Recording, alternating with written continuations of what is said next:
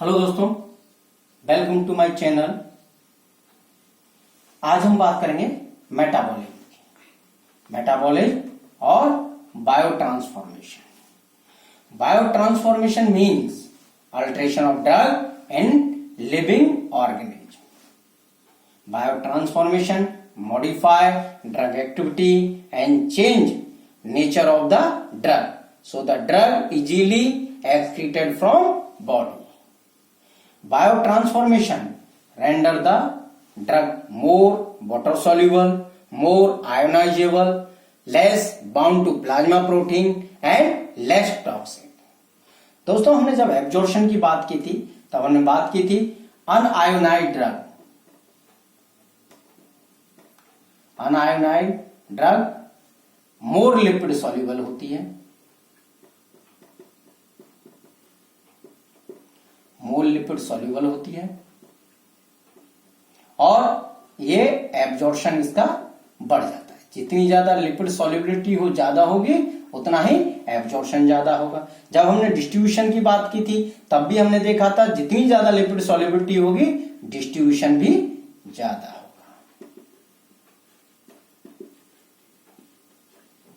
लेकिन एक्सक्रीशन कम होगा। एक्चुअली में मेटाबॉलिज्म जो ये अनआयोनाइज्ड ड्रग है इसे इसका आयोनाइजेशन बढ़ा देती है। जो मेटाबॉलिज्म की प्रोसेस है वो इस अनआयोनाइज्ड ड्रग का आयोनाइजेशन बढ़ा देती है, इसे मोर आयोनाइजेबल बना देती है, जिससे क्या होगा, इसकी जो लिपिड सॉल्युबिलिटी है, लिपिड सॉल्युबिलिटी जो है वो कम हो जाएगी, डिक्रीज हो जाएगी और वाटर सॉल्युबिलिटी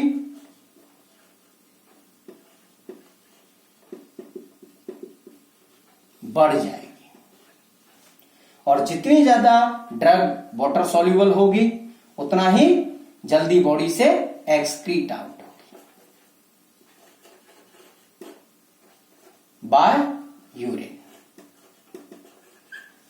तो जो मेटाबॉलिज्म है ये ड्रग का जो एक्टिविटी है और जो नेचर है वो दोनों चेंज कर देता है, जिससे ड्रग मोर वाटर सॉल्युबल हो जाती है, मोर आयोनाइजेबल हो जाती है और लेस प्लाज्मा प्रोटीन बाउंड होती है। क्योंकि अगर प्लाज्मा से बाउंड है ड्रग तो क्या है, उसका एक्सक्रीशन नहीं होता। इसीलिए उस मेटाबॉलिज्म क्या करता है दोस्तों, उसे less bound to plasma protein करता है, जिससे कि उसका एक्सक्रीशन आसानी से हो सके। तो मेटाबॉलिज्म एक्चुअली में एक्सक्रीशन प्रोवाइड करवाता है ड्रग का, ड्रग को बॉडी से बाहर निकालने में हेल्प करता है। तो मेटाबॉलिज्म ड्रग को more water soluble, more ionizable, less bound to plasma protein और लेस टॉक्सिक बनाता है। अब दोस्तों बात करते हैं प्राइमरी साइट्स ऑफ मेटाबॉलिज्म। तो liver is the primary sites of metabolism. There are other sites like kidney, intestine and lungs. तो लीवर जो है दोस्तों वो प्राइमरी साइट है, लेकिन अदर साइट्स हैं और जगह भी हैं बॉडी में जो क्या करती हैं दोस्तों, मेटाबॉलिज्म करती है, जैसे kidney, intestine and lungs. Bio transformation of drugs may be lead inactivation of drug, active metabolite of active drug and active metabolite of inactive drug। और ऐसी ड्रग को दोस्तों हम प्रो ड्रग कहते हैं। तो जो बायो ट्रांसफॉर्मेशन है वो ड्रग का एक्चुअली में या तो पूरी तरह से इनएक्टिवेट कर देता है उस ड्रग को, या उस एक्टिव ड्रग का एक्टिव मेटाबोलाइट बनाता है, या उस इनएक्टिव ड्रग का एक्टिव मेटाबोलाइट बनाता है। और ऐसी ड्रग को हम क्या कहते हैं, प्रो ड्रग कहते हैं। तो ये तीन चेंजेज मेटाबॉलिज्म एक ड्रग के साथ करता है। पहला, उस ड्रग को इनएक्टिवेट कर सकता है, दूसरा उसका एक्टिव मेटाबोलाइट बना सकता है एक्टिव ड्रग का, और तीसरा इनएक्टिव ड्रग का एक्टिव मेटाबोलाइट बना सकता है। और इस तरह की ड्रग को हम प्रो ड्रग कहते हैं। Biotransformation reactions classified into first one, non synthetic phase first functionalization reactions, functional group generated और export, metabolite may be active or inactive. Reactions, oxidation, reduction, hydrolysis, cyclization and decyclization. Oxidation mostly carried by monooxygenase group of enzyme or cytochrome P450. So these are the reaction involving non-synthetic or phase first metabolism, oxidation, reduction, hydrolysis, cyclization and decyclization.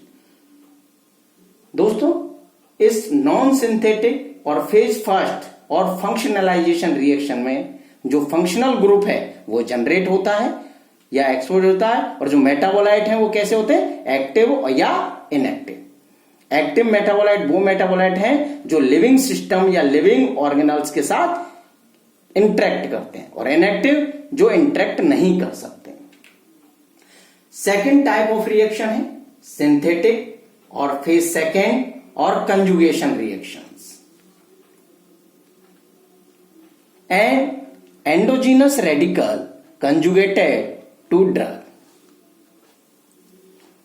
Form polar, highly ionized organic acid and easily excreted in urine or bile. Metabolite mostly inactive. In synthetic or phase second conjugation reaction, an endogenous radical conjugated to drug, और drug polar हो जाती है। Polar मतलब water soluble. Polar means water soluble, highly ionized, easily excreted in urine and bile. Metabolite mostly inactive. Metabolite कैसे होंगे दोस्तों, inactive होंगे, जो बॉडी के साथ या लिविंग जो सिस्टम है उसके साथ कोई इंटरेक्ट नहीं करेंगे। Reactions, glucuronide conjugation, acetylation, methylation, sulphate conjugation, glycine conjugation and glutathione conjugation.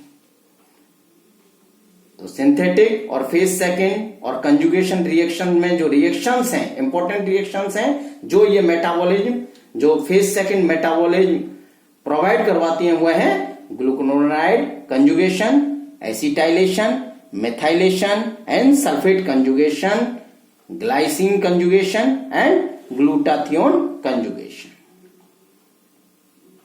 दोस्तों, अब हम बात करते हैं माइक्रोसोमल एंजाइम्स की। Microsomal enzyme involve in metabolism. ये माइक्रोसोमल एंजाइम ही है जो मेटाबॉलिज्म प्रोवाइड करवाते हैं। Microsomal enzyme located in endoplasmic reticulum of liver and other tissue. Monooxygenase, cytochrome P450, epoxide hydroxylase and are microsomal enzymes. तो दोस्तों, कौन कौन से माइक्रोसोमल एंजाइम है, मोनोऑक्सीजनेज, cytochrome P450, epoxide hydroxylase are microsomal enzymes. Microsomal enzymes catalyze oxidation, reduction, hydrolysis, glucuronide conjugation. Microsomal enzyme actually में दोस्तों ये oxidation, reduction, hydrolysis, ग्लूकुरोनाइड conjugation इन reactions को बढ़ा देते हैं, मेटाबॉलिज्म को एनहांस कर देते हैं। इन रिएक्शंस के द्वारा मेटाबॉलिज्म को इंक्रीज करते हैं। Inducible by drugs, certain dietary constituent and other factors. Microsomal जो एंजाइम है inducible by drugs, certain dietary constituent, जो डाइट में आपके कंस्टिट्यूएंट हैं उनके द्वारा भी इंड्यूसिबल है, and other factors. Next, non microsomal enzymes. Microsomal और नॉन माइक्रोसोमल एंजाइम दोनों ही आपके मेटाबॉलिज्म में पार्टिसिपेट करते हैं, यानी दोनों ही मेटाबॉलिज्म प्रोवाइड करवाते हैं। तो हमने पहले माइक्रोसोमल एंजाइम पढ़े, अब हम नॉन माइक्रोसोमल एंजाइम पढ़ते हैं। Non microsomal enzyme presenting cytoplasm and mitochondria of hepatic cells and other tissues. Esterase, amidases, flavoprotein oxidases are non microsomal enzyme. तो non microsomal enzyme are esterases, amidases, flavoprotein oxidases are non microsomal enzyme. These enzymes catalyze oxidation, reduction and many hydrolytic reactions. Both microsomal and non-microsomal are deficient in newborn. ये newborn में दोनों ही तरह की जो enzyme है, microsomal और non microsomal, कैसे होते हैं दोस्तों? डेफिशिएंट होते हैं। कैसे होते हैं? डेफिशिएंट होते हैं। इसीलिए जो अधिकतर ड्रग हैं उनके लिए, अधिकतर ड्रग के लिए ये कैसे होते हैं? न्यूबॉर्न ससेप्टिबल होते हैं। कैसे होते हैं? ससेप्टिबल होते हैं, क्योंकि उनमें माइक्रोसोमल और नॉन माइक्रोसोमल एंजाइम डेफिशिएंट होते हैं, इसलिए उनका मेटाबॉलिज्म प्रॉपर नहीं हो पाता। इसीलिए जो ज्यादातर ड्रग्स के लिए जो न्यूबॉर्न है वो कैसे होते हैं? ससेप्टिबल होते हैं। Next, induction of microsomal enzymes. Induction का मतलब है माइक्रोसोमल एंजाइम की एक्टिविटी बढ़ना। तो many drugs, insecticides, carcinogens interact with DNA and increase synthesis of microsomal enzymes. अगर माइक्रोसोमल एंजाइम्स बढ़ेंगे तो मेटाबॉलिज्म बढ़ेगा, उसका मेटाबॉलिज्म का रेट बढ़ जाएगा, और ये ड्रग खुद अपना भी बढ़ा देती है और कई बार दूसरी ड्रग्स का भी मेटाबॉलिज्म बढ़ा देती है। तो ड्रग अपना खुद का भी मेटाबॉलिज्म बढ़ाती है और दूसरी ड्रग का भी मेटाबॉलिज्म बढ़ा देती है। इससे क्या होगा दोस्तों? अगर मेटाबॉलिज्म इंक्रीज होता है तो क्या होगा? प्लाज्मा में जो ड्रग की कंसंट्रेशन है वो कम हो जाएगी, और अगर वो कम हो जाएगी तो थेरेपेटिक वैल्यू कम हो जाएगी, यानी हो सकता है जो एक्शन है वो टर्मिनेट हो जाए। फॉर एग्जाम्पल, फेनेटोइन, फिनोबार्बिटॉन, रिफाम्पिन, ये ड्रग कैसी हैं दोस्तों? ये ड्रग इंडक्शन करती हैं। किसका? माइक्रोसोमल एंजाइम्स का, जिससे मेटाबॉलिज्म रेट इंक्रीज हो जाता है और ड्रग की कंसंट्रेशन प्लाज्मा में कम हो जाती है। तो उनका जो ड्यूरेशन ऑफ एक्शन है, ठीक है, जो उनकी थेरेपेटिक वैल्यू है वो मे भी पॉसिबल है कम हो जाए। नेक्स्ट हम बात करते हैं इनहिबिशन ऑफ माइक्रोसोमल एंजाइम्स। तो many drugs inhibit microsomal enzymes. बहुत सी ड्रग हैं जो माइक्रोसोमल एंजाइम को इनहिबिट करती हैं। अब दोस्तों अगर ये इनहिबिट करेंगी तो क्या होगा? Alter other drug metabolism. जो दूसरी ड्रग हैं जो को एडमिनिस्टर्ड हुई हैं, जो साथ में दी गई हैं, उनके मेटाबॉलिज्म को ये अल्टर करेंगे। इससे क्या होगा? उनका मेटाबॉलिज्म डिक्रीज हो जाएगा, क्योंकि माइक्रोसोमल एंजाइम कम हो जाएंगे तो क्या होगा दोस्तों? जो मेटाबॉलिज्म रेट है वो कम हो जाएगा। मेटाबॉलिज्म रेट कम होने से जो प्लाज्मा में ड्रग की कंसंट्रेशन है, प्लाज्मा में जो लेवल है ड्रग का, वो बढ़ जाएगा, जिससे टॉक्सिटी में अकर, टॉक्सिटी हो सकती है। तो दोस्तों ये जो इनहिबिशन है, तो बहुत सारी जो ड्रग हैं वो माइक्रोसोमल एंजाइम को इनहिबिट करती हैं, जिससे उनका मेटाबॉलिज्म क्या होता है? मेटाबॉलिज्म कम हो जाता है। मेटाबॉलिज्म कम होगा तो दोस्तों क्या होगा? उनका जो प्लाज्मा में लेवल है उन ड्रग का बढ़ जाएगा और उससे टॉक्सिटी हो सकती है। For example, allopurinol, omeprazole, disulfiram, metronidazole and ketoconazole. ये ड्रग हैं जो माइक्रोसोमल एंजाइम्स को क्या करती हैं, इनहिबिट करती हैं और दूसरी ड्रग के प्लाज्मा लेवल को बढ़ा देती हैं। प्लाज्मा में लेवल बढ़ने से टॉक्सिटी अकर हो सकती है, टॉक्सिटी आ सकती है।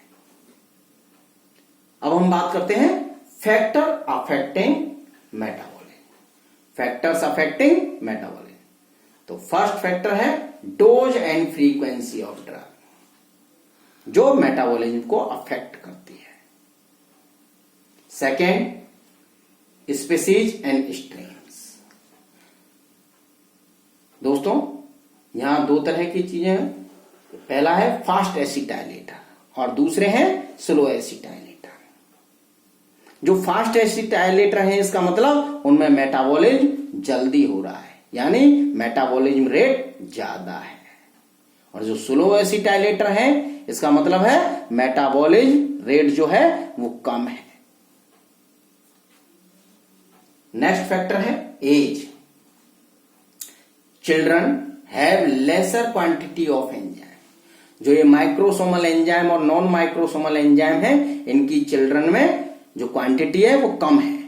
तो क्वांटिटी कम होगी तो क्या होगा दोस्तों, मेटाबॉलिज्म कम होगा।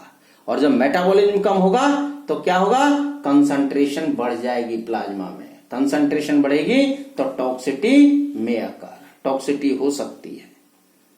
इसीलिए अधिकतर ड्रग के लिए जो चिल्ड्रन हैं वो क्या होते हैं, ससेप्टिबल होते हैं।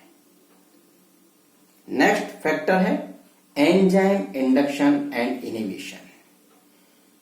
जो हमने ऊपर समझा है, अगर इंडक्शन होता है तो क्या होता है, मेटाबॉलिज्म इंक्रीज हो जाता है और मे भी पॉसिबल है जिनका जो ड्रग का एक्शन है वो टर्मिनेट हो जाए या दूसरी ड्रग का एक्शन, ड्यूरेशन ऑफ एक्शन कम हो जाए। इसके एग्जाम्पल हमने पढ़े फेनेटोइन, फिनोबार्बिटॉन, रिफाम्पिन। इसमें ड्रग खुद का भी एक्शन कम कर सकती है, drug itself and other drug अपना भी एक्शन कम कर लेती है और दूसरी ड्रग के साथ इंटरेक्ट करके उनका भी मेटाबॉलिज्म इंक्रीज करके उनका भी एक्शन कम कर देती है। इनहिबिशन की हमने बात की थी, अगर माइक्रोसोमल एंजाइम इनहिबिट होंगे तो क्या होगा, मेटाबॉलिज्म डिक्रीज हो जाएगा, जिससे प्लाज्मा लेवल बढ़ जाएंगे और टॉक्सिटी होगी। नेक्स्ट फैक्टर है दोस्तों hepatic blood circulation. Hepatic blood circulation affect करता है मेटाबॉलिज्म को। नेक्स्ट फैक्टर है लिवर डिजीज। लिवर डिजीज की कंडीशन में दोस्तों जो माइक्रोसोमल एंजाइम है वो प्रॉपर वर्क नहीं कर पाएंगे, यानी मेटाबॉलिज्म अल्टर करेगा। अगर आपको मेरा वीडियो पसंद आया हो तो मेरे वीडियो को लाइक करें, शेयर करें और मेरे चैनल को सब्सक्राइब करें।